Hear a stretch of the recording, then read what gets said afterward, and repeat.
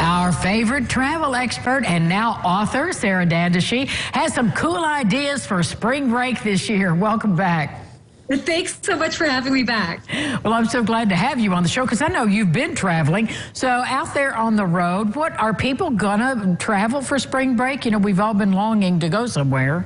Oh, definitely. Well, I have to say, being in several airports over the past couple of weeks, people are definitely traveling. Now, especially in regards to spring break, we're actually seeing about 37% of Americans are planning to travel this spring, which is actually an increase from 29% from last year. So that's really a good sign. Now, generally, Americans are looking to stay domestic for spring break just because it's a shorter travel window.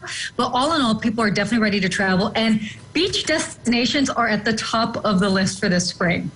What are they? Yeah, well, some of them domestically, North Carolina, Outer Banks, very, very popular. Of course, Florida as well, too. So you've got Key West, Destin as well, Hilton Head Island as well, for those of you that are in the South, and then San Diego for those that want to go west. But internationally, this is also what's pretty interesting. Mexico is still dominating. So Cancun being about the third most popular destination that people are choosing, and Puerto Vallarta being #1. Also, Cabo San Lucas is actually named the most popular, most searched for spring break destination this coming year. Now, also interestingly, not too unsurprisingly, the Caribbean as well. We're seeing people looking at Punta Cana, Dominican Republic, which is where I just was, St. Thomas in the U.S. Virgin Islands as well, and also Montego Bay, Jamaica. So pretty much if it's a beach destination, people are trying to go there. Well, what can we expect price-wise, Sarah?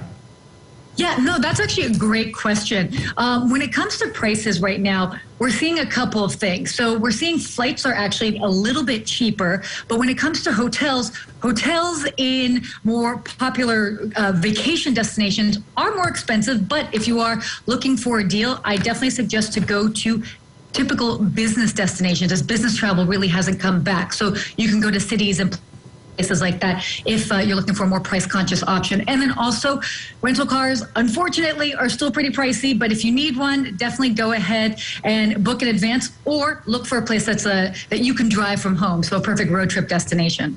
Well, what about, you know, those all-inclusive resorts always sound so attractive. Are they as attractive as they sound for spring break?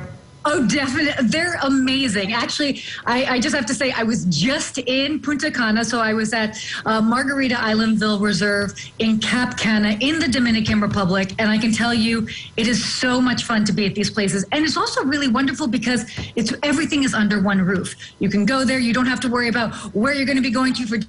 You can choose what you'd like. They also have wonderful options if you want to do adults only, or if you want to travel with the whole family as well too. So you can really kind of pick and choose what really suits best for what you're looking for spring break.